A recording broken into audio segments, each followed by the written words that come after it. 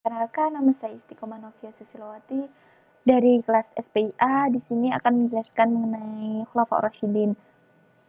Khulafaur Rasyidin berasal dari dua akar kata, yaitu khulafa, bentuk jamak dari khalifah yang berarti pemimpin, dan Rasyidin yang berarti arif bijaksana. Secara istilah, Khulafaur Rasyidin adalah para pemimpin setelah Rasulullah SAW wafat yang memimpin berdasarkan petunjuk dari Al-Quran dan Sunnah Rasulullah SAW.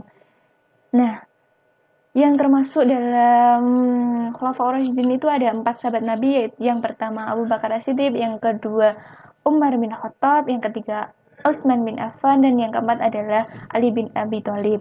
Yang pertama Abu Bakar As-Siddiq. Beliau menjadi khalifah selama 2 tahun dari 632 Masehi sampai 634 Masehi. Beliau mempunyai dua gelar, yaitu As-Siddiq karena membenarkan peristiwa Isra Mi'raj, dan Al-Atiq karena memiliki wajah yang sangat tampan dan terdahulu dalam kebaikan.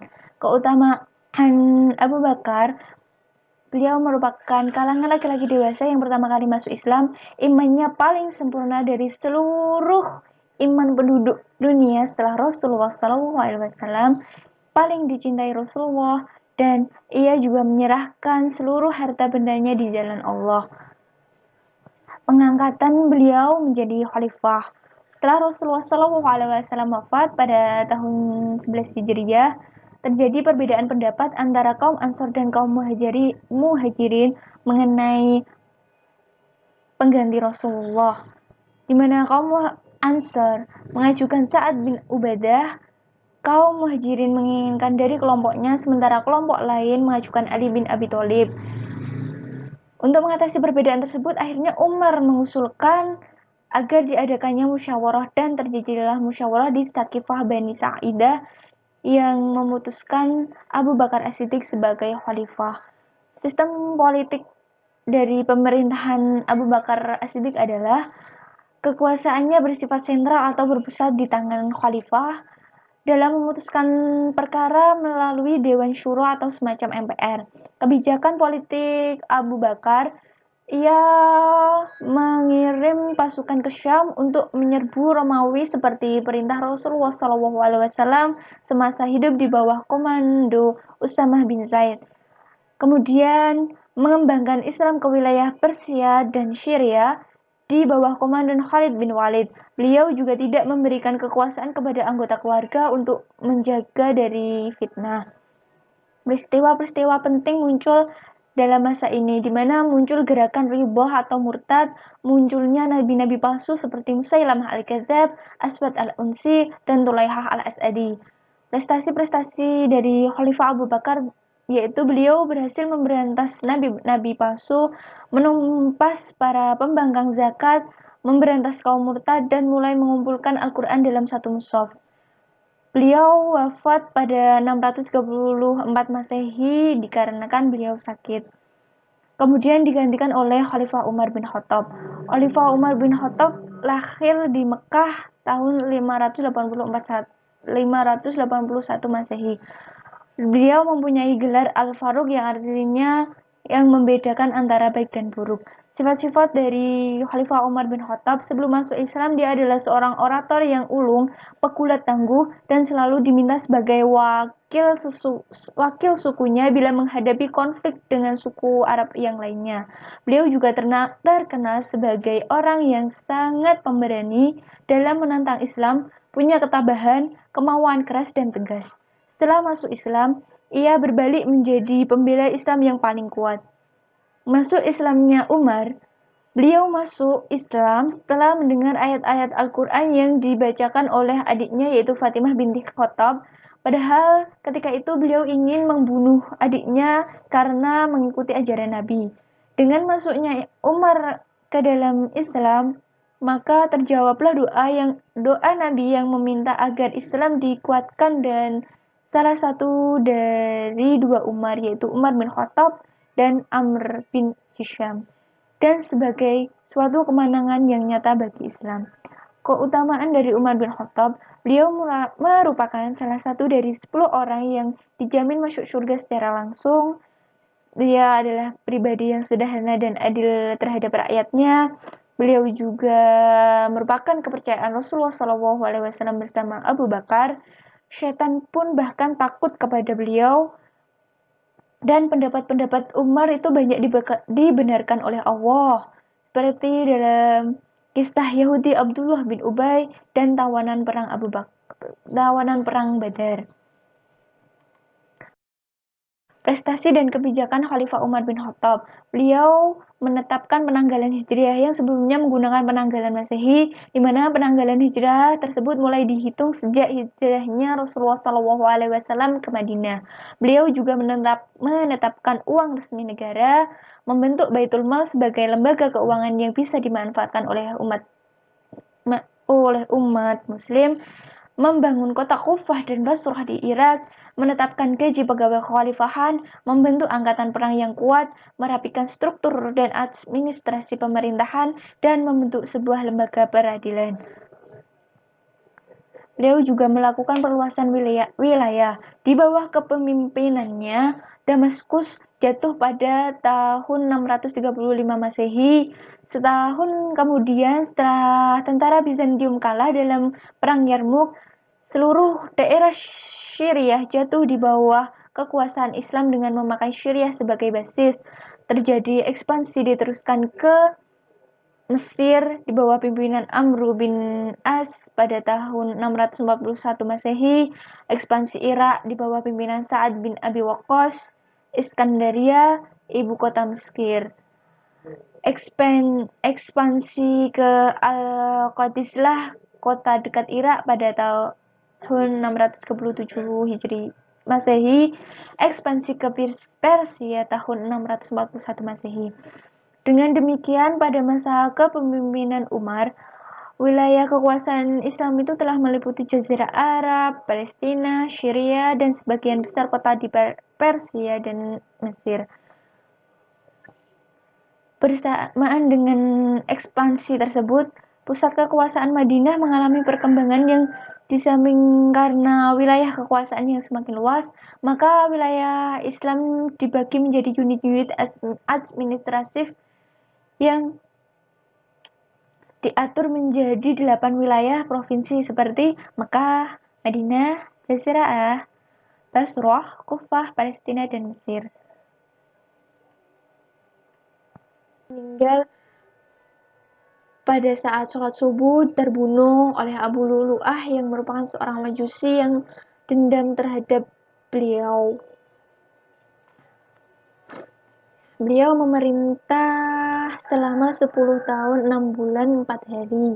Kemudian setelah beliau wafat, beliau digantikan oleh khalifah ketiga, yaitu Khalifah Utsman bin Affan, yang terpilih berdasarkan petunjuk melalui badan syura yang dibentuk oleh Khalifah Umar menjelang beliau wafat, di mana beliau membentuk komisi 6 calon pengganti beliau. Yang terpilih kemudian adalah Khalifah Utsman bin Affan. Beliau memiliki gelar Zunnurain atau pemilik dua cahaya karena beliau menikahi dua orang putri Rasulullah, yaitu Ruqayyah dan Ummu Kulthum. Beliau masuk Islam pada usia 34 tahun tatkala Abu Bakar mengajak beliau untuk masuk Islam. Beliau termasuk orang keempat yang masuk Islam. Beliau sangat cepat menyambut dakwah, bukan berpijak dengan kecerobohan atau kebodohan, namun karena keyakinan dan pembenaran yang berakar kuat dan tidak ada keraguan. Beliau juga termasuk dari 10 sahabat yang dijamin masuk surga secara langsung.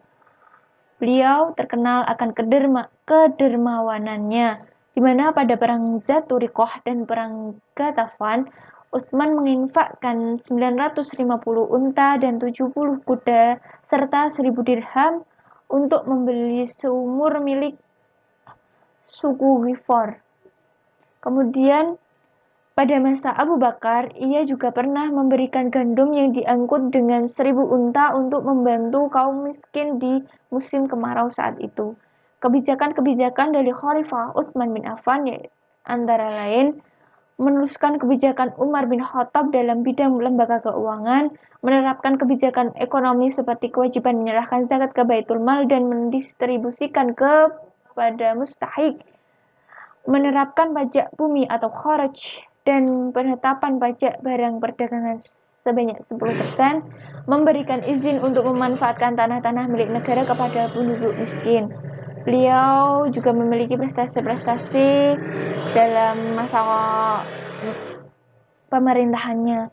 Prestasinya tersebut yang paling besar atau yang terbesar adalah beliau mampu menyatukan umat dalam satu penulisan mushaf yang sebelumnya nyaris terjadi perpecahan umat karena perbedaan dalam cara baca Al-Quran, yang mana mushaf itu juga dikenal sebagai Mushaf Utsmani.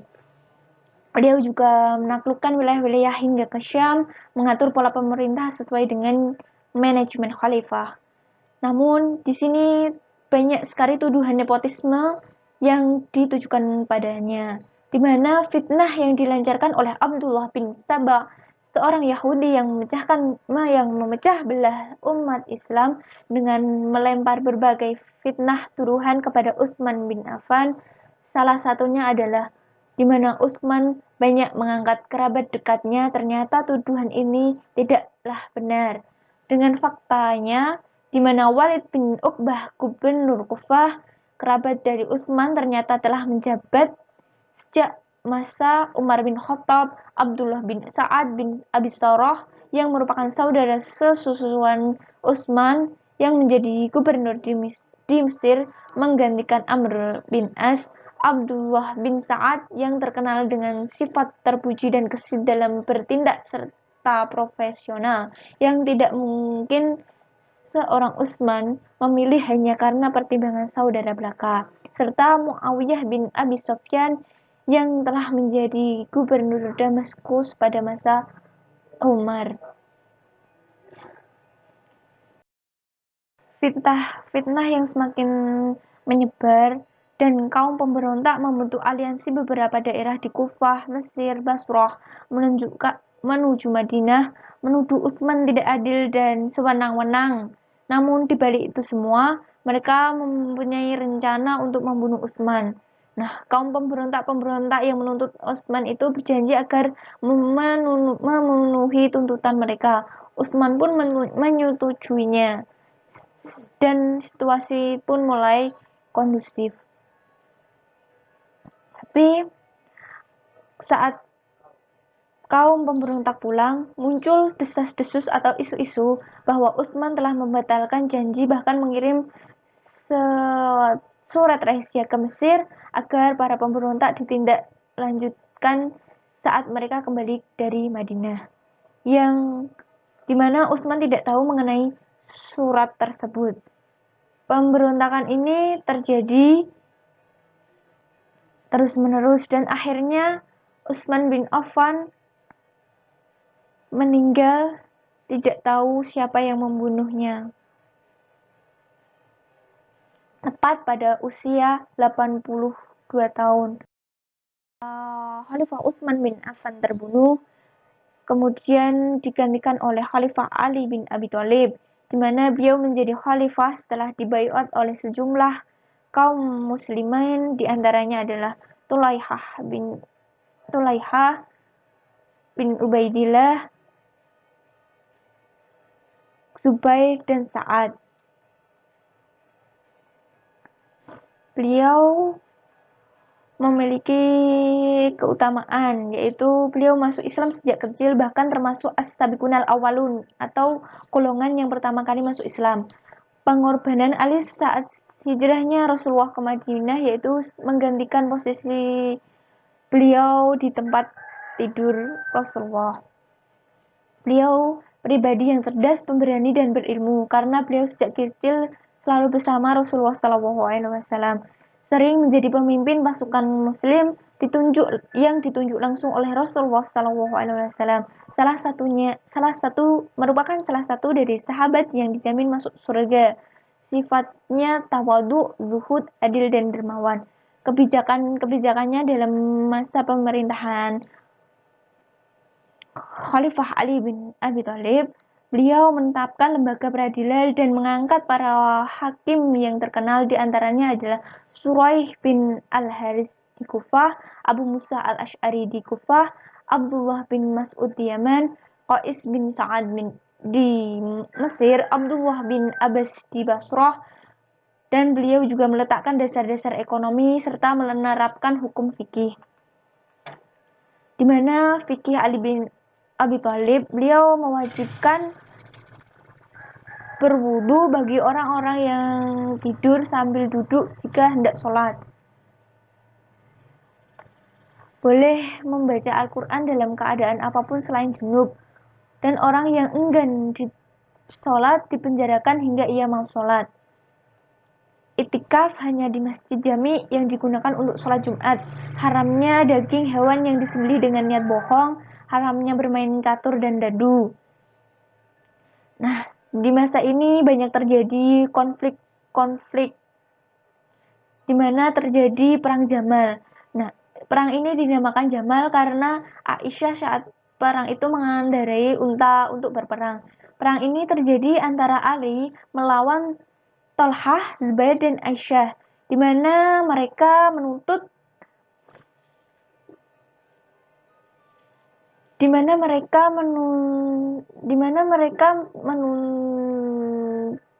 hukum atas terbunuhnya Utsman bin Affan yang menyebabkan munculnya fitnah besar. Kemudian perang tersebut pecah pada bulan Jumadil Akhir tahun 36 Hijriah. Kemudian juga ada perang Siffin pada 37 Hijriah, di mana Muawiyah bin Abu Sufyan, yaitu gubernur Damaskus, enggan berbaiat atau mendukung janji kepada Ali bin Abi Thalib sebagai khalifah hingga ditemukan siapa pembunuh Utsman dan dihukum qisas. Di sini terjadi pertumpahan antara Ali dan Muawiyah hingga terjadinya peristiwa tahkim. Perang Siffin pecah diikuti dengan merebaknya fitnah seputar kematian Utsman bin Affan. Nah, hal ini membuat posisi Khalifah Ali menjadi sulit. Juga di masa ini juga terjadi perpecahan golongan, di mana ada golongan Khawarij atau golongan yang keluar dari golongan Ali dan golongan Syiah. Kemudian Ali meninggal di usia 63 tahun karena dibunuh oleh Abdurrahman bin Muljam saat beliau melaksanakan sholat subuh pada tanggal 19 Ramadan, dan beliau menghembuskan nafas terakhir pada tanggal 21 Ramadan tahun 40 Hijriah. Ali dikuburkan secara rahasia di Najaf. Bahkan ada beberapa riwayat yang menyatakan bahwa beliau dikubur di tempat lain. Nah, selanjutnya, kursi kekhalifahan dipegang secara turun-temurun oleh keluarga Bani Umayyah dengan khalifah pertama Muawiyah. Dengan demikian berakhirlah kekhalifahan Khulafaur Rasyidin. Demikian penjelasan mengenai Khulafaur Rasyidin. Apabila ada kesalahan, mohon maaf. Wassalamualaikum warahmatullahi wabarakatuh.